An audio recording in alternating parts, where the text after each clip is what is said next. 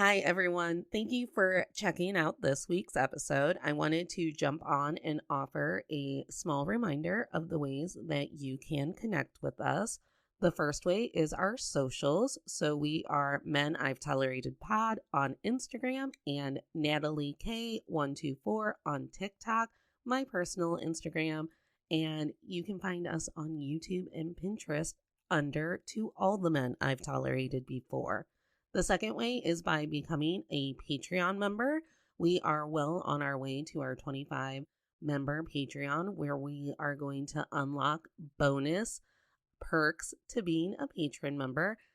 Shout out to all of our existing patrons. As an independently ran and funded podcast, your support means everything. Another way that you can connect with us is making sure to subscribe and leave comments wherever you can so we can start reading reviews on each podcast episode. Thank you so much for being here. Make sure to check out the merch store, and we will see you next week.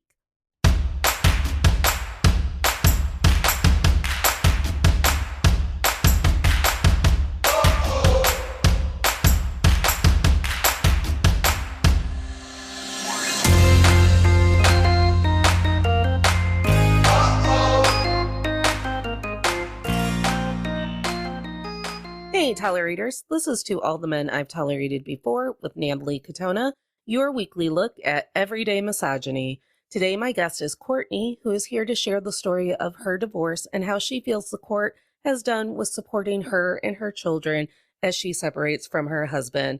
Thanks for being here, Courtney, and being willing to share your story. Thanks for having me. I'm super excited to be here. I did a short intro because I don't want to be the person to try and summarize all of the things that I know you've been going through. So where would you like to start? Because I want to make sure that this is your chance to tell it. So it's funny when you were doing the intro and you said supported, I wanted to say or lack thereof support. But I think for me, the story really is, it starts from getting married. To becoming a mother and just how your family kind of starts that whole generational gaslighting and just reinforces the whole misogynistic, foundational belief system that I think is rooted in society and then translates over into microcosms of your family. And then you start feeling that within yourself, even though you're kind of fighting, why do I feel this way? This isn't right. To my subsequent separation and divorce, and then realizing in the family court system that it truly is like a witch hunt. And as women, we face this bias in the courtroom, with the judges, with our own lawyers, and any other professionals that get involved. And you have something that's more high conflict, if you will. That's the term that everyone uses. So it's been a journey, that's for sure. Earlier this week, I was talking to one of our other collaborators, Julia Washington, about just the inane inability to get away from this idea that in order to create a happy family life and home and relationship and marriage, that all falls on the woman. So then when that fails and you stand up and you go, I want an end to this, it almost feels like everyone is like, you can't just deal. Why aren't you dealing? Or why aren't you trying harder?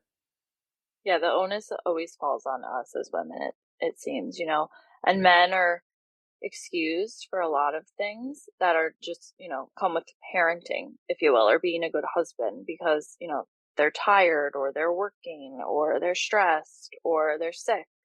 The litany of excuses is so long. And, and then it kind of, like I said, it starts to fall on us. I started to make excuses for him. And I'm like, why am I excusing this behavior when he and I are supposed to be equals in this union?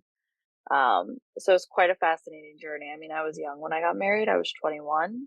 When we separated, I was 30. So I think a lot of it, obviously I changed myself, but I started to really just come into my own, and having a son and a daughter really propelled, I think, that journey, if you will, because I didn't want my daughter to be in the same position that I had found myself in. Yeah, and I think the generational part that you mentioned is important too, because we are still living in a time where we are fed a lot of conditioning about ending marriages, staying in marriage, when you should be married.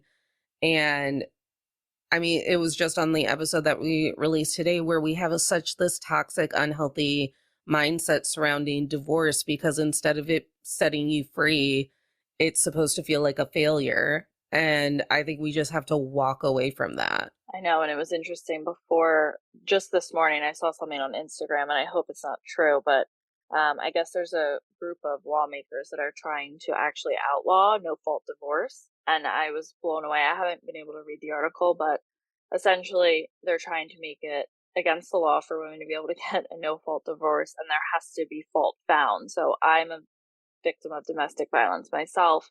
And I wasn't able to get a fault divorce. I had to settle for no fault. And I know that they introduced no fault divorce, and it really, really reduced domestic violence rates and femicide and all these murders that we were seeing that happened at the time of separation. So the fact that we're kind of going back to that on the heels of all these, abortion laws that women are facing, it's just quite an interesting time for sure in the political realm for women as well. Yeah, I think that people don't understand that people who need fault divorces also need no fault divorces, because sometimes it's a safety issue. Right. Right. And just from a legal perspective, my lawyer was like, there's not enough here. You just have to do the no fault. It's not really going to make a difference in terms of settlement, but there's something to be said for that fault, for the onus falling on someone. And maybe there isn't. Maybe it's also something I felt I needed to prove, because like you said, there was all this shame and guilt and blame and things that everyone was doing to me to try to get me to stay, where I felt as though I almost had to prove, no, this is why I'm leaving. When really, now looking back, I should have had to prove to anyone why I needed to leave. No, and I think it's really important to be like, not everyone goes home with me every night to see the kind of household I'm living in. And from what you've told me of your ex, I'm sure that he was very adept at making everything seem perfect and fine when you were out in public. Right. So there was this two sides to him, right? Jekyll and Hyde. It's true for a lot of people, and a lot of women are probably listening right now that can relate. So he was good at putting on an act. As time went on, that act got shorter and shorter. He wasn't able to hold it together for a long period of times, whereas earlier in the relationship or earlier in our marriage, we could vacation with people or spend the weekend with people, and that time just got significantly reduced as time went on. But he would act charismatic and charming and funny and crack jokes and easygoing. And then as soon as we got in the car, if something had bothered him where we were, I knew it was just going to be a litany of screaming and yelling and whatever else he felt like doing that day. Um, and there's this interesting, school of thought in the family court that they really take the stance that, all right, that's a you and he problem, and that's not going to spill over onto the kids. But as I sadly came to realize when I got divorced, that same behavior, that same pattern, that same Jekyll and Hyde, he was doing to the kids. And that made it very difficult for anyone to really see what was happening because, to the public eye and to everybody involved, he was nice and he was sweet and he was kind and caring and a loving father and doting him at every sporting event. And then as soon as the kids went home with him, it was like a reign of terror. And that, what a naive stance to take for the court to be like, okay, we realize that your marriage went through some things, but your kids weren't involved with that at all. When they're seeing it, they're hearing it, they're living through it. And in my experience, the moment that you take away the person who is taking the brunt of it, the children are the next easiest target, because now they're with that person on their own. Where is all of that energy going to go? Right. And you're exactly right. But it's this weird stance, like I said, that the court will take. I mean, if you think about it, I've had 3 temporary restraining orders. And even throughout, the 7+ years that this has been going on, and throughout the time periods in which I had those restraining orders, my children were still court ordered to spend time with him. So now you have a woman who has a protective order for valid reason against a man who has to go and meet him somewhere and drop off children who are much smaller and much younger and much more vulnerable to the same man that has a restraining order against him. So for family court, I just feel like there's light years behind, and women, I see it happening. I'm in all these support groups, and I have friends now who are dealing with it, and they go into court and they talk to lawyers and they think the family court's going to protect me, they're going to protect the kids, and they're met with the sad realization that women and children are not protected at all, and men's behavior, they will excuse men's behavior to any length. And that still feels very shamey and blamey on you, because it's like, well, he's only abusing you because of all of the reasons he's decided it's appropriate to abuse you. Why would he abuse anyone else? It's a you problem. Like, that's how I would get riled up and interpret it. Right. That too. And then there becomes this injustice sense because as a mother, you want to protect your children. So anytime you raise your concerns to anyone involved or in court, you run the risk of being called an alienator, and that's like the kiss of death. As soon as they start throwing out alienation claims, you're so much more likely to lose custody. I mean, there's endless studies where it's like statistically proven now that if women speak up and talk about abuse, she'll lose custody. I think the average is 26% of the time. And then they'll further break it down by, is it just domestic violence? Is it physical abuse against the kids? Is it sexual abuse? Is it both, domestic violence and child abuse? But they've done studies and they're coming to light, thankfully.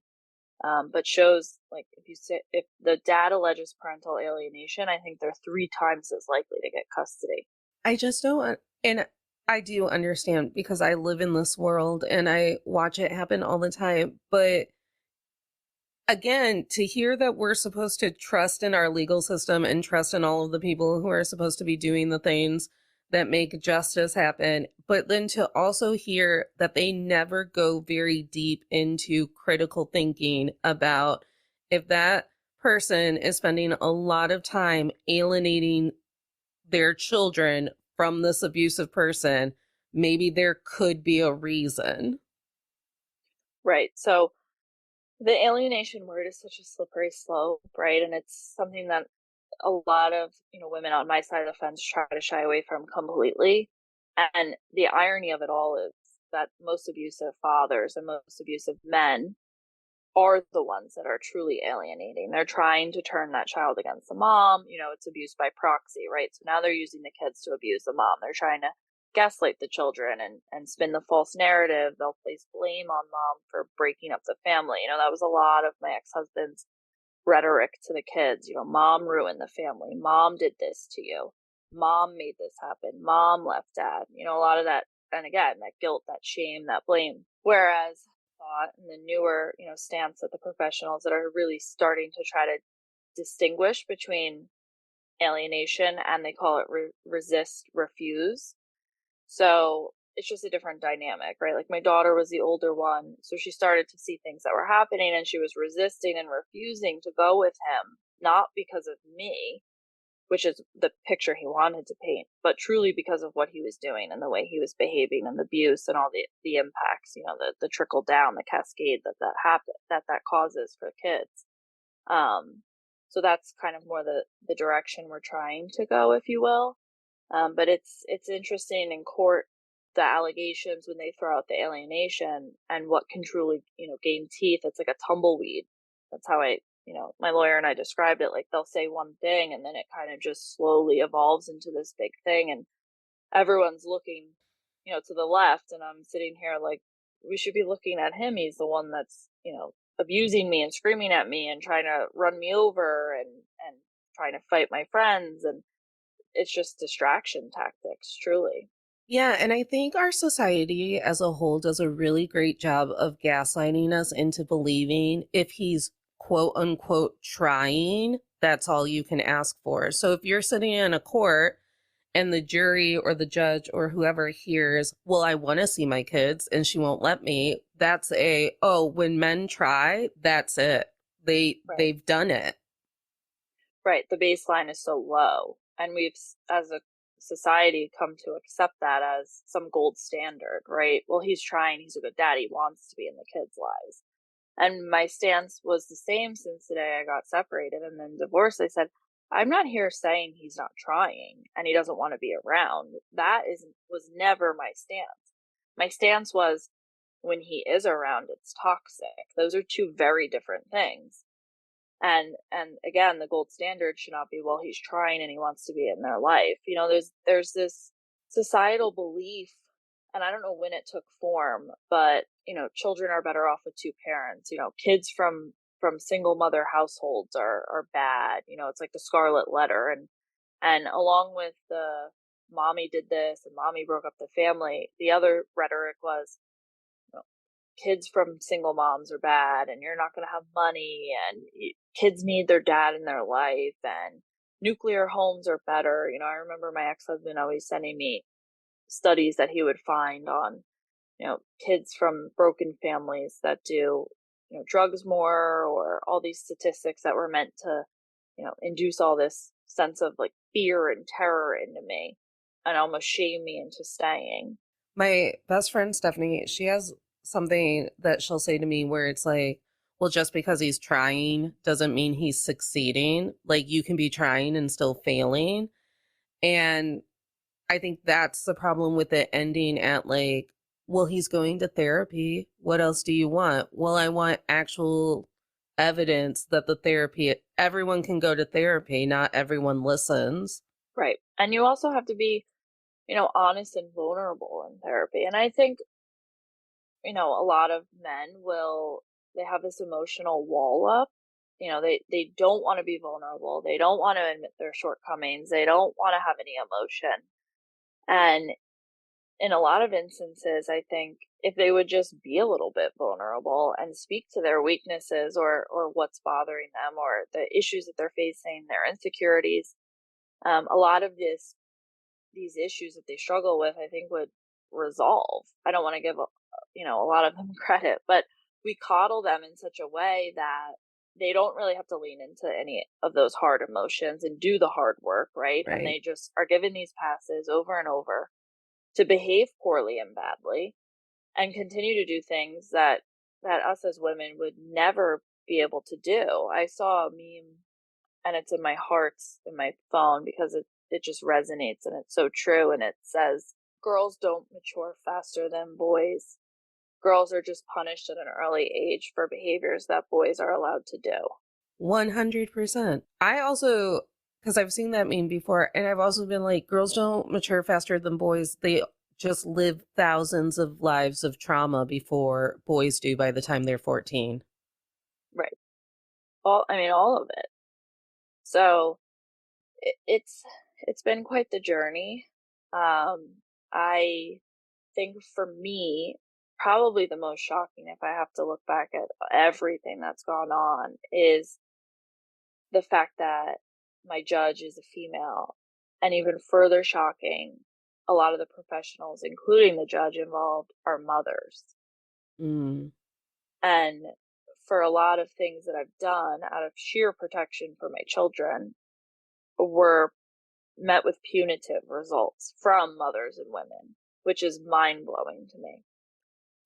And I think that brings me back to what you were saying about how at some point in the 60s or 70s, when women were looking at divorces as options, and we had to create this story that single moms, like a kid's not living in a great home with a single mom and there's no money and there's no taking care of them.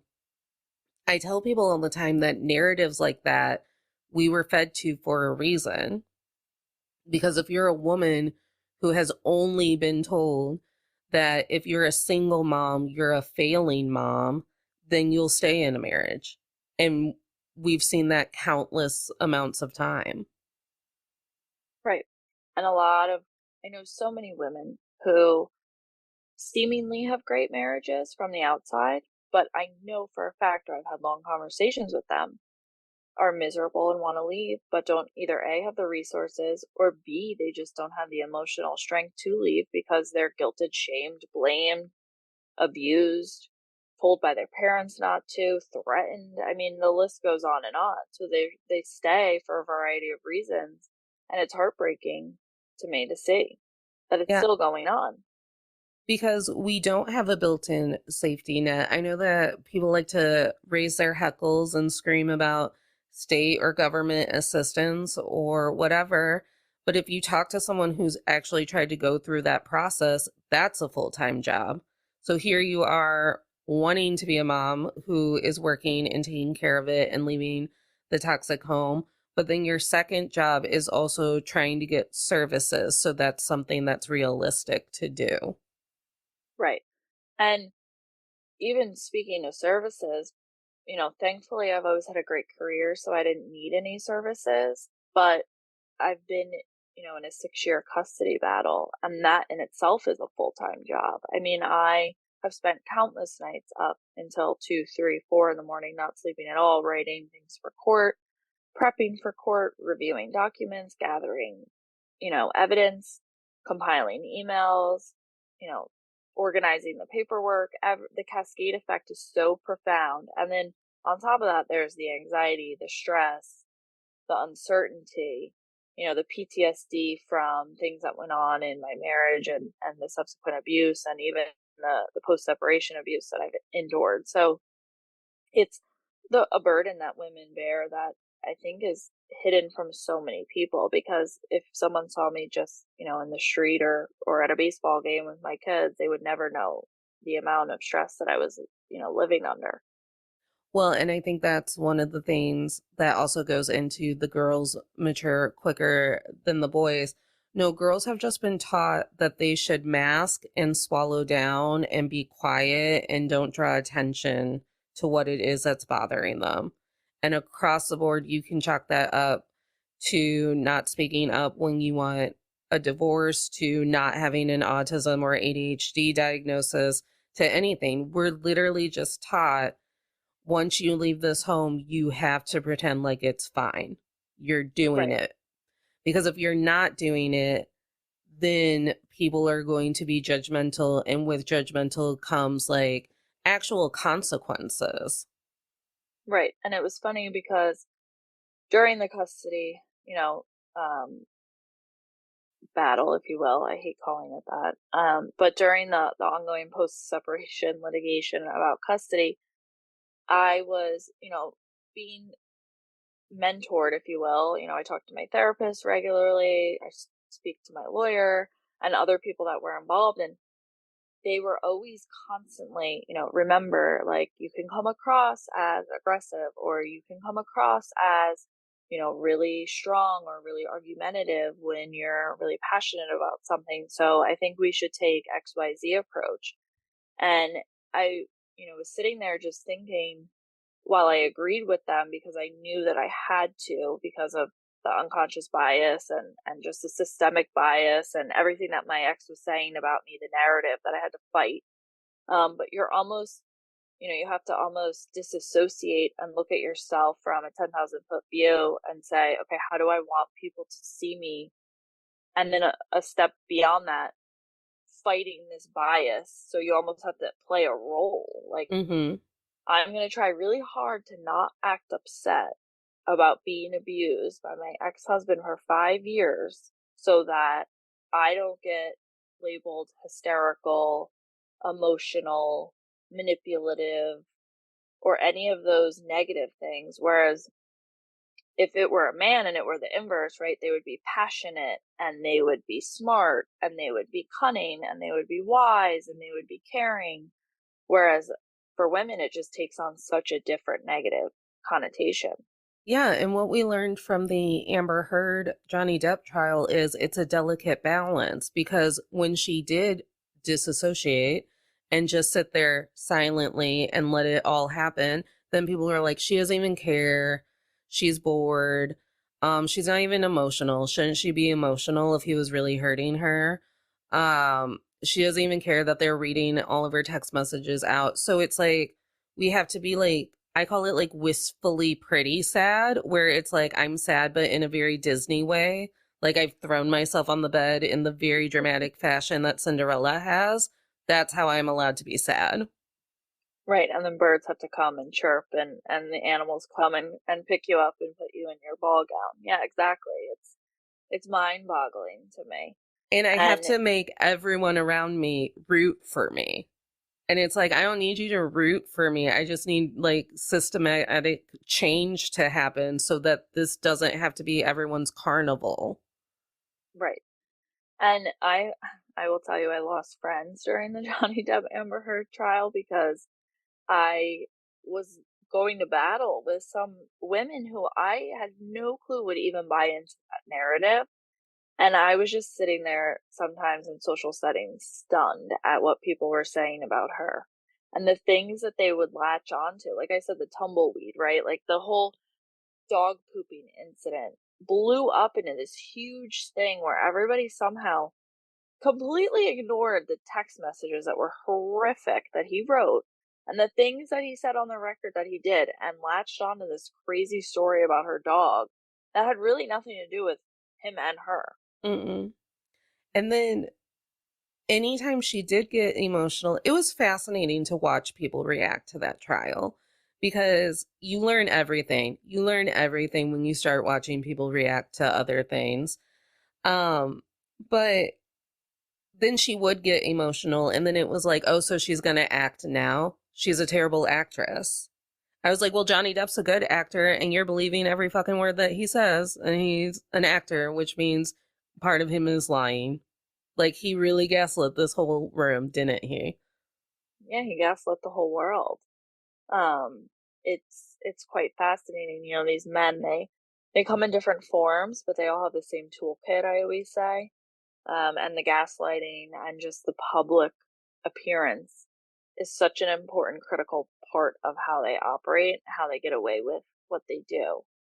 And no one seems to want to call them on it, which is another fascinating piece. But people are very, very quick to call women out on either poor behavior or fake acting, like you said, or being too emotional. And, you know, us as women, we just face an uphill battle of trying to figure out who we are and what we're supposed to act like when we're in extremely stressful situations, which is totally unfair. It is really unfair. And I think the biggest thing that I've learned through stories like yours or Amber's, or fuck, just watching my friends like have mediocre relationships, is that men are allowed flaws.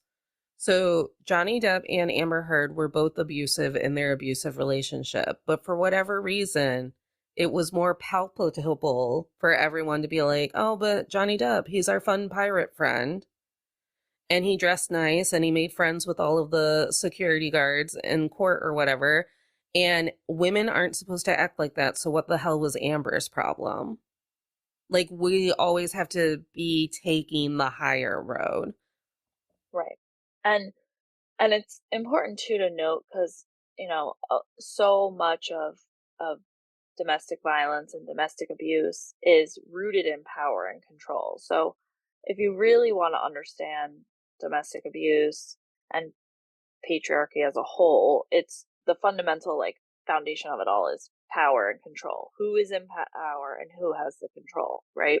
So Johnny Depp overwhelmingly had the power and control in that relationship, and Amber Heard, in her own ways, I think it's called maladaptive. She had poor coping skills, and she wouldn't act, probably in the best way most of the time. But that doesn't mean she's necessarily an abuser or the new catchphrase and what my ex-husband is a coercive controller, right? Like she wasn't, I don't think, coercively forcing Johnny Depp to do XYZ so that he stayed under her control, right? Whereas like my ex-husband, a lot of men, and even the family court system, they are systemically like forcing people and manipulating people, women, into doing things to keep them under their control. Yeah. And once I was out of the picture, my two kids just fell into those roles for my ex-husband. Like, they were his soldiers, and he was going to control them at any cost and any opportunity that he could. Well, and I think the control thing is something that we don't have the language widespread enough to talk about, because I feel myself like telling people like, hey, that's a red flag. And it's a red flag because it was a power move. And why does there have to be a power imbalance in that situation? And it's, I gotta tell you, like, I lost friends during the Kesha trial, and I guess I worked it out enough to not lose friends during the Johnny Depp Amber Heard trial. But I was just explaining to a friend yesterday, because we're going to do an episode on how misogyny and the patriarchy does a hell of a good job breaking down people's friendships and relationships with other people. Like, it's a huge tool. And I see it because if you're a person who's speaking against it, like, hey, it's not cool.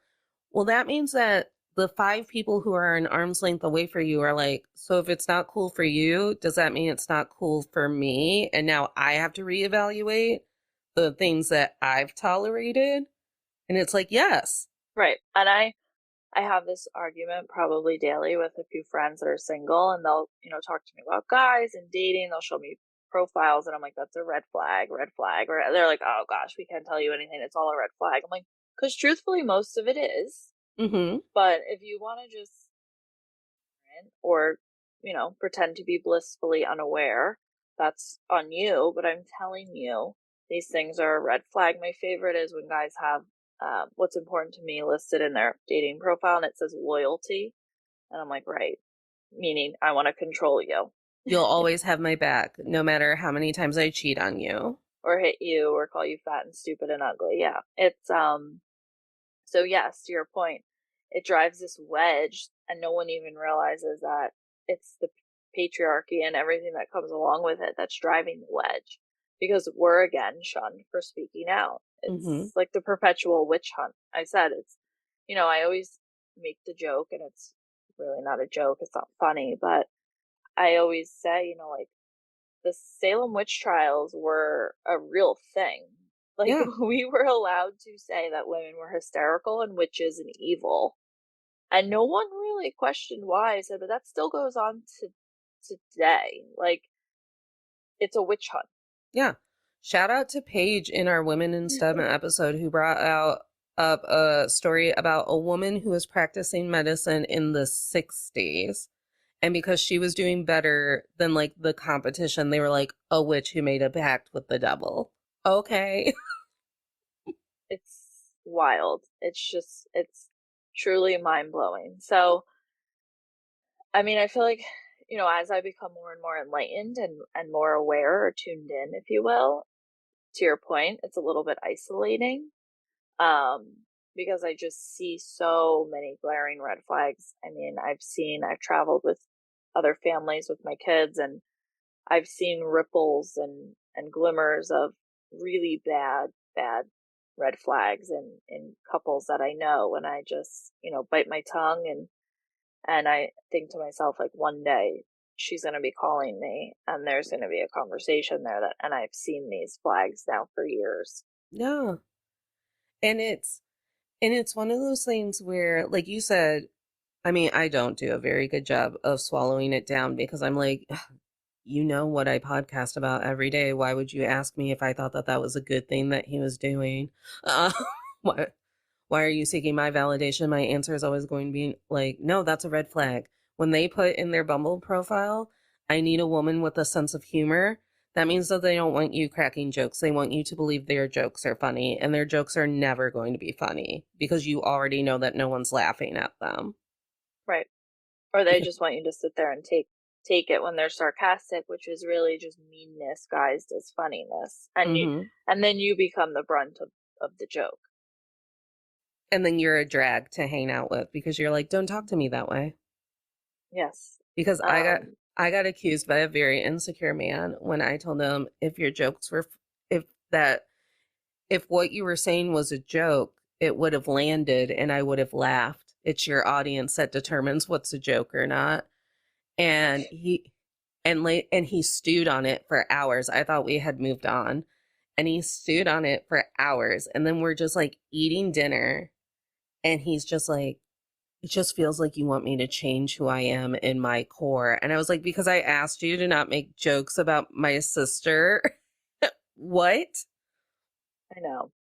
I know. And I've come to terms with, you know, society accepting a lot of things that I disagree with. But I think that for me, what I'm realizing, which I hope is more effective, is just early like education and intervention in terms of red flags on healthy relationships, especially for young girls who are so impressionable, and hopefully being able to teach the up and coming, generations of women what they shouldn't tolerate, what they don't have to tolerate, so they don't get stuck in these systems that aren't supporting them, while hopefully these systems evolve and change, right? So like family court is so archaic, and people have this weird preconceived notion that family courts favor mothers, and fathers are, they have to fight so hard to get any rights, which just is so untrue. Like I said, if it were true, women who have restraining orders against their exes wouldn't be forced to hand off children to them. Right? Like, let's just start there. That's the base. So there's some good foundations. I don't know if you've looked into One Love at all, but it's actually, it's a poignant story. It's a sad story, but the woman who founded it, her daughter was killed by her college boyfriend, and she's made it her life mission now to early education, early intervention on toxic relationships and red flags and warning signs. And I just got certified by them. They have online certification programs that you can do, because they do seminars. I want to bring the seminars into my hometown and just, spread the word. I'm trying to think, how can I help, the younger generations, and how can I help women in any regard? But I think that's super helpful. Things like that. Mothers in my generation empowering their daughters. You don't have to settle. You don't have to get married. You don't have to give up your career for a man. That's so, it's such a handicap for women who give up their career and raise children and then go into a divorce, and their capital, first of all, their earning potential is significantly diminished, because they're either, there's still ageism going on. So they try to go back into the workforce, and they get met with a litany of, well, why'd you stop working? And why haven't you worked in 10 years? And then, I could go on and on. They're facing technology changes, and they're met with worse bias than a man would be, right? So their earning potential is lower. They're probably taking jobs that they are overqualified for. And then they're, left to struggle when they get divorced. And if the man's abusive in any regard, he's not going to financially help her. He's going to want her to suffer for leaving, right? So it's just going to continue to compound for her and get worse and worse, because as she tries to, leave a toxic relationship and build a happy life, when you're financially struggling or you're financially compromised, it makes that happiness so much harder to obtain, because you're stressed all the time. All the time. And what I've learned is that when you reach a certain amount of stress or burnout, you're just like living in your like like your reptilian brain, where it's like, a really good friend asked me, like, what do you do like when you're PMS? And I think I'm coming to terms with the fact that I probably have PMDD. And she's like, so when your PMDD is at the worst and it's like violence or nothing, like, how do you combat that? Like, how do you get ahead of it? And I was like, no, I stopped fighting it. I go, I'm just feral. I go for 2 weeks. If I want to eat ice cream for 6 days, I eat ice cream for 6 days, because it was so exhausting just trying to tell my body, no, we can really do it. We can work out and we can be nice to people and we can like cook a meal when my depression meds aren't working, my ADHD is off the rails, and I'm going through a hormone change that doctors will just be like, periods are really silly. Did you know?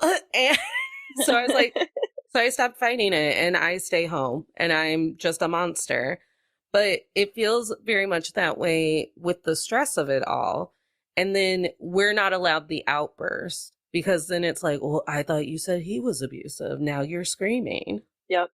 And that's what a lot of abusive men will do. They'll, I don't know if you've read any of Lundy Bancroft's books, but he's excellent at describing the pathology behind the abusive mindset and abusive man. And he has names for the different profiles, and my ex-husband fits into a variety of them. But there's one, it's like the water torturer, he calls them, and it's just that slow trickle of pecking and picking and nagging and driving you nuts until you finally have a reaction, which is warranted. And that's when, we'll see a lot of women get arrested for domestic abuse, kind of like the Petito case, right? Nagging and abusing and doing all these things, driving her effectively nuts. And then she gets carted off to jail and gets arrested. And then, a month or whatever later, she winds up dead because he killed her. If that wasn't a huge miss, I don't know what was. We have an entire cable channel dedicated to it. Like we have the We network, and all they do is run Snapped all day long. So my good friend's daughter is 13, and she called me the other day laughing, and she's like, she was watching like Snapped, and she said to me, Mom, these women, they kill the men, but it's the men's fault. And I'm like, when a 13-year-old is smarter than everybody, that's scary.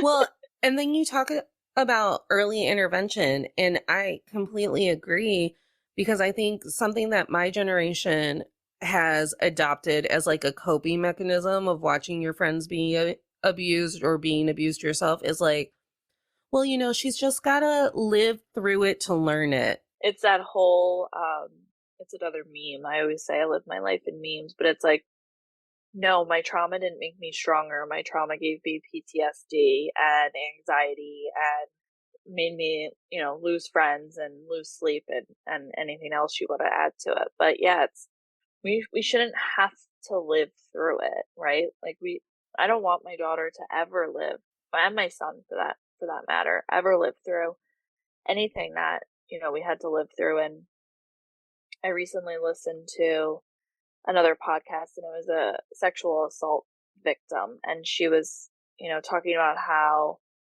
you're met with, again, this bias in court, or you call the police, you call authorities in a jury trial, whatever scenario you want to say, like, and you say this happened to me, and then they're, they bust out like this 50 bullet page list, like, well, where's the evidence, and where's this, and where's the receipts, and where's all these things. You have to almost prove yourself. And that's kind of what I saw play out in front of me in family court. Like, I had all this evidence. I said what my ex was doing. I brought myself to be able to talk about his abusive ways to me and the kids. And all he had to do was say, that's not true. And they were like, okay. Mm-hmm. And it's just unfathomable. And my lawyer always says, he's like, take logic, literally, throw it out the window and walk into family court. Mm-hmm. If any man or any person, adult, was doing the things that my ex and many, many other women's exes that I know have done to their kids, they would be in jail. But because it's their children or it's their ex-wife, they're almost given this free pass that just continues to embolden them and make them worse and worse. And the more they escalate, the worse they get and the scarier it gets, and the more and more trauma that family unit experiences because of their actions. And the family court is truly enabling these men to become monsters. And it's not, people think these abusive men are, these convicts in jail, or, people have all these preconceived notions. And I'm like, no, these monsters are the little league coach.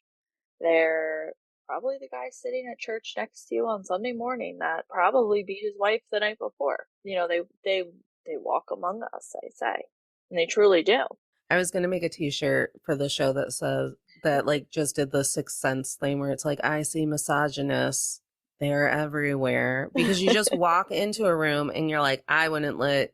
I watch a lot of really shitty reality TV dating shows, and someone will be like, I don't know, Bartiz has a really great ass though. And I'm like, hey, I just want you to know that if we were in a bar and you were going to try and approach Bartiz, I would trip you. I'm not letting you approach that man in the bar. He looks like he would kill you. Like, I know. I know. And, you know, my friends have taken on this stance where they're like, well, you're just a man hater. And I'm like, no, I resent that. I'm not a man hater. I actually don't really like a lot of people, women included. I don't like shitty people. Definitely not a man hater. Abusive, narcissistic, unself-aware men, if that's even a phrase. Yes, yeah, definitely have no patience for them. That doesn't mean I'm a man hater at all. But it goes to your point of how the patriarchy does a really good job at disintegrating relationships, because as soon as I take a hard stance of what I'm not going to accept, everyone else in the room gets uncomfortable and weird because they're like, to your point, like, well, wait, I'm not supposed to accept that. That's not, that joke isn't funny. yeah. I've been doing that for 17 years. And well, and then I just got off of a job training situation where I could tell that that the person leading the training, their gut reaction and their unconscious bias was that everyone was out to cheat the system in order to like continue getting paid or whatever. And I feel like that's what you're describing in family court, that women walk in and they're like, so this is how it is. And the court just has this unconscious bias to be like, yeah, but women are always trying to trample men down and make them out to be a bad guy. Like, we can't believe her. Mm-hmm. It's this false narrative that these fathers' rights groups, who behind the scenes are super powerful and spend a tremendous amount of money lobbying, have just ingrained into the bar association. And let's be honest, and I don't know if this is true, but I feel like a lot of lawyers are predominantly males. I think there are a lot of female lawyers in family law, but I think that's probably more specific to family law itself. But nonetheless, you have this thought that women are just out to get men. Like, we're the bitter ex-wife or a woman scorned, and we're going to do whatever it takes to ruin their life. And, you know, if you really took a step back and looked, why would a woman spend a tremendous amount of money? I mean, I'm probably well over 100 grand in at this point. And why would I expunge that much resources, time, effort into someone I wanted to divorce? There's no logical answer for it. I want them out of my life. Right. But the fact that that even gains traction is truly because that's what people think women are. Like, people think women are vindictive and bitter and emotional and not rational. Because as a rational person, I would never do that. That makes no sense. So therefore, they must think all of those things about me are true to even consider that I'm doing this to get back at him or to ruin his life, which is sad in itself, but it's what I realized. Yeah.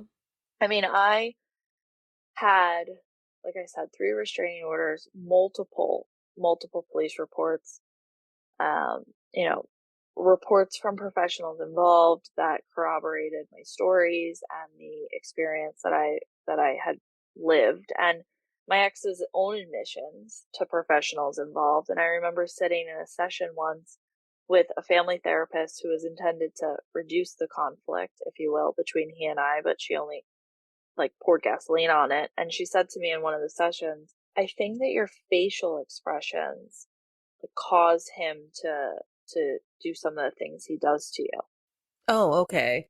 you.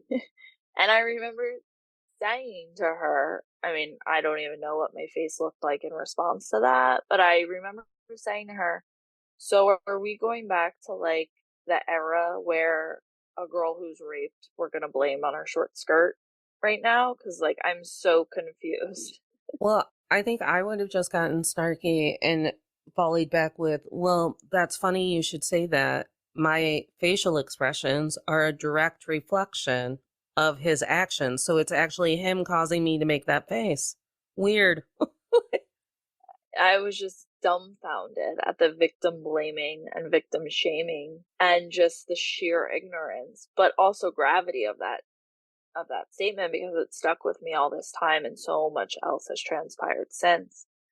But I mean, to for a professional to say that when she witnessed firsthand some of the abuse is just mind-boggling. And they would never say that to him ever. No, because he was doing such a good job of not murdering you during the session. And like, that's the bar. Like, Mhm. the facial, like, so my face isn't even allowed to make him feel stupid. And that's what it always is. Like, they can't handle feeling stupid, feeling small, feeling in the wrong, feeling like a vindictive monster. And it's misogyny's way of keeping men in power because it's like, well, if they can't regulate their emotions and they're just loud and violent and mean, then that's how we build powerful, Twitter. That's how we get Twitter. I know. I know. And so much of my ex's outbursts, if you will, have transpired in public settings. I mean, like baseball fields, baseball games, basketball games, a crowded fair that goes on in my town, and no one would blink an eye, and he would be screaming, yelling, hollering, causing a scene, and people just pass on by like it was a normal Saturday. And I'm sitting there thinking every time after, if that were me carrying on, I'd be in handcuffs and a straitjacket and headed to probably the closest psych ward. Well, and then that's another thing of it too. They've conditioned us to be like, whew, that's their business. Let me go get my caramel apple. Right. because Right. because we've all but decimated the idea of like it takes a village to do anything. It's like, no, my village is me and myself, and that's your business. So I'm going to openly stand in line at the movie theater being awkward as hell because I know that this is inappropriate. But what am I supposed to say? Yeah, it's that is fascinating. And then also in court one day, our judge, who, like I said before, she's a female and a mother, she said to he and I, you guys are adults, you need to grow up and get over this. And there's such this bad school of thought that, and that's why I even before hated to say high conflict, because we're not high conflict, right? There's normal divorce cases within 1 to 2 years, like 98% of the conflict fades and people work out their emotions, they get over it. For the long lasting, these like really long winded divorce cases like mine and a few others that fall into that category, there's like 99% with certainty you can say there's either mental illness or abuse going on. It's not two parties, but we again get labeled, we must play a role. We must have done something to make him mad, right? Like somewhere, somehow, his behavior is my fault. Yeah. And I think even now, you know, I didn't really talk much about it, but it came out that yes, everything I was saying was true and the abuse was true. And for the children's, health, safety, and well being, they're now with me full time and he has very limited supervised visitation. But nonetheless, even now, in one of his court filings, he said on the record, this is like, court paperwork, he said, she knows how to push my buttons about me. And I remember saying to my lawyer, the 40 other pages don't even matter. That right there just highlights A, the audacity that he could write that, and B, the school of thought that we all have that seemingly makes it okay that he even has buttons to push at this point. Like, if he wasn't an abuser, no buttons. Jaw was on the ground, I think, when I read that sentence. So even after everything, him being labeled an abuser, him being called on his behavior, him having to go through a litany of therapies that haven't changed anything. It's clear he still has the audacity, and I think you said it before, they feel entitled, the entitlement to write something like that. Well, and it's arrogance because Right. I think we always like schlep that off as like they're so dumb and ignorant to who they actually are. No, they're arrogant. Like they felt perfectly comfortable sexually harassing you in an email because they knew that they were most likely untouchable. Like we've created a system where they're more than comfortable to where they say it without even thought, like, well, she knows how to make me angry and then she has consequences because I'm angry. Yeah, and everyone will corroborate that narrative, and what's the word I'm looking for? When you they enable it, right? They enable that to continue. And I say to everybody involved in my case, I'm like, you all enabled him to get to this point that he is at now. It's been 6 years of me calling out poor behavior and abusive behavior.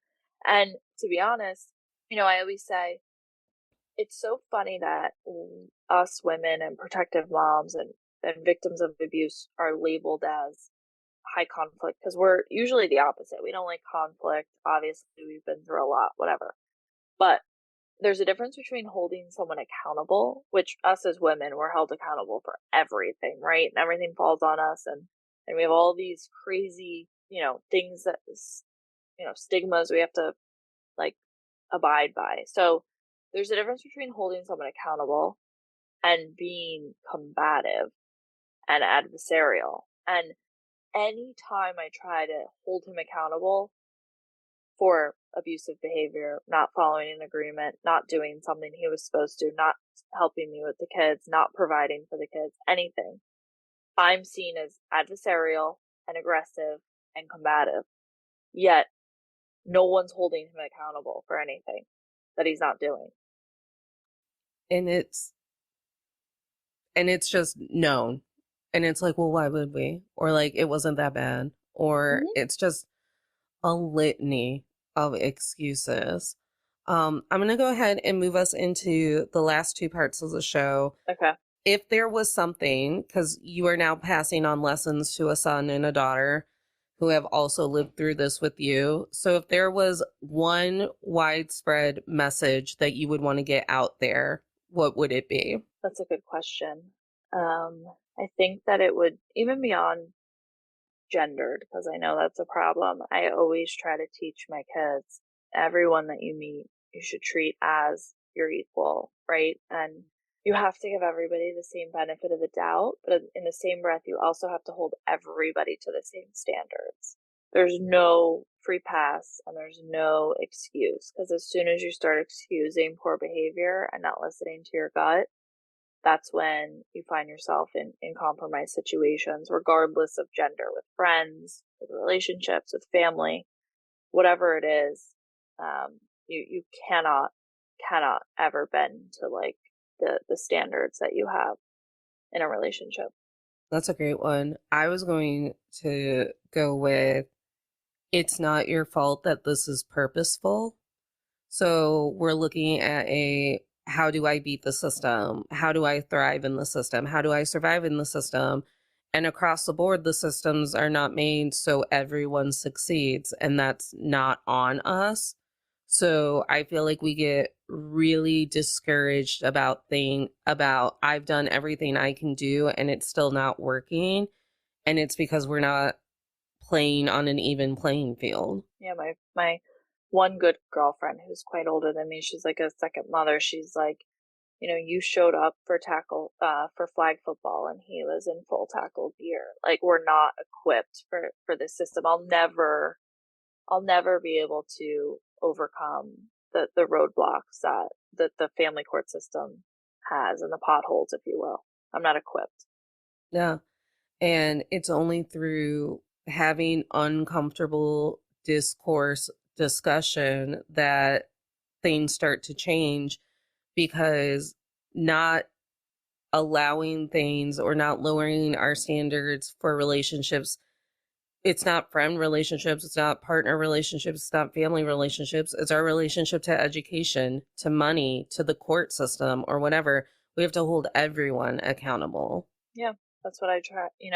As soon as you shift to that narrative, I think you become empowered in so many ways. And, owning your truth is so important. And not putting up with oppressive people, systems, situations is so important. And the patriarchy is intended to be oppressive, right? Like it puts men in power and women are subservient. What would you like to offer as a manifestation of hope into the general energy?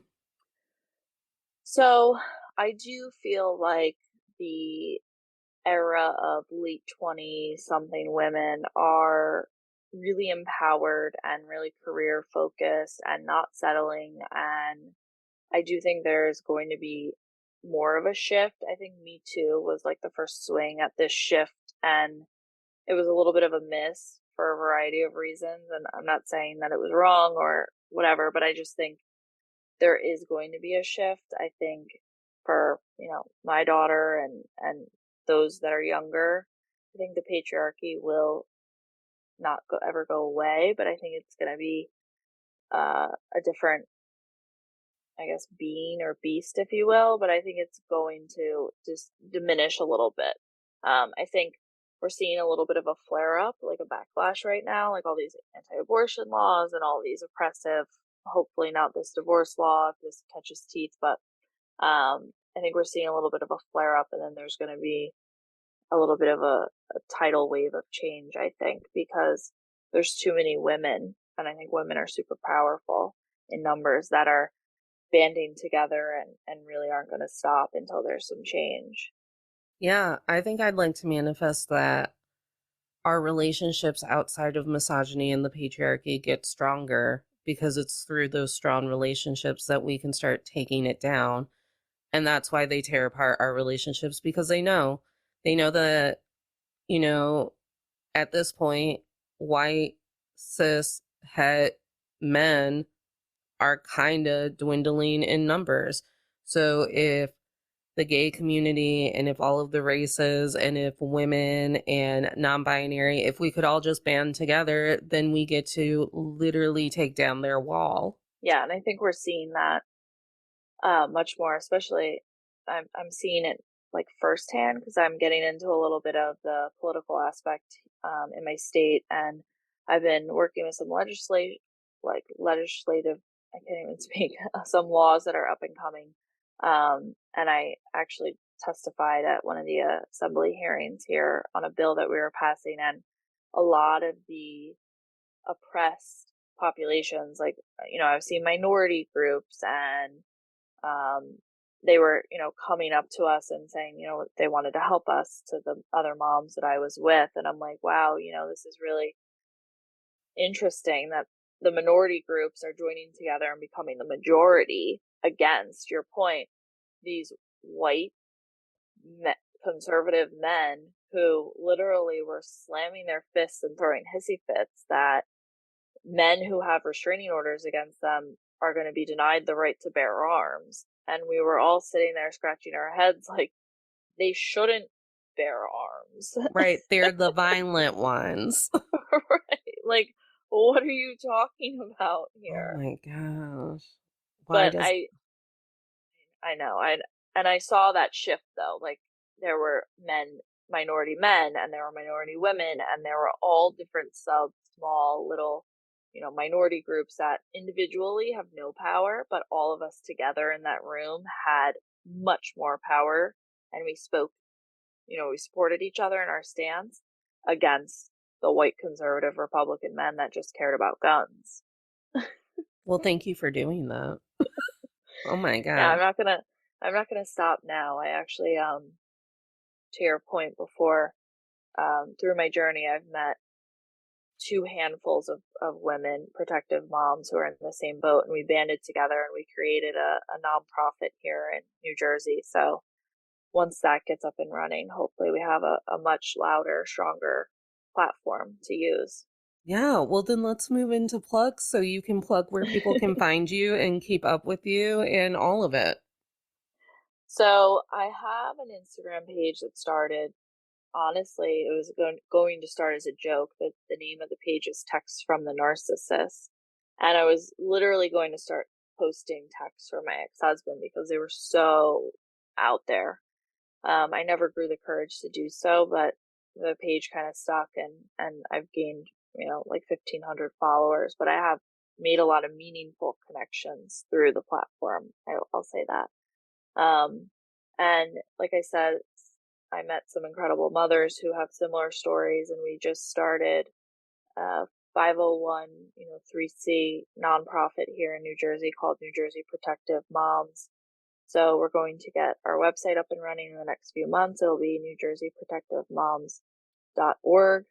And, our goal is to really try to speak out and try to get the family court system to be more trauma informed and, better training for everybody involved so that they understand the true dynamic of what's going on and the impact on the kids from a trauma perspective, because that's what really matters. And we're just going to keep trucking along. We have one bill that we worked on that passed the House Assembly, and it's up for vote in the Senate.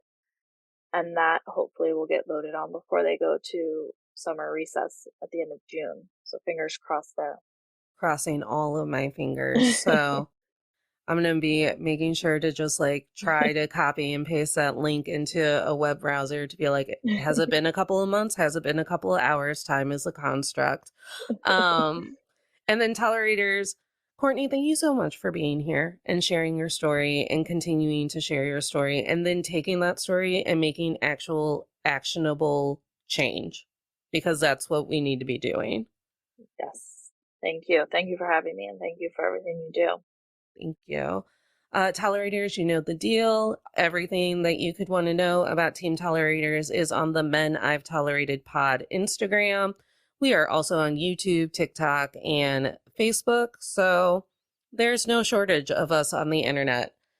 And remember, Tolerators, you don't have to smile through anything you're tolerating, including people that you thought were very, very smart, looking at you and saying, what do you mean you just don't want to live in an abusive situation? Smiles are for joy.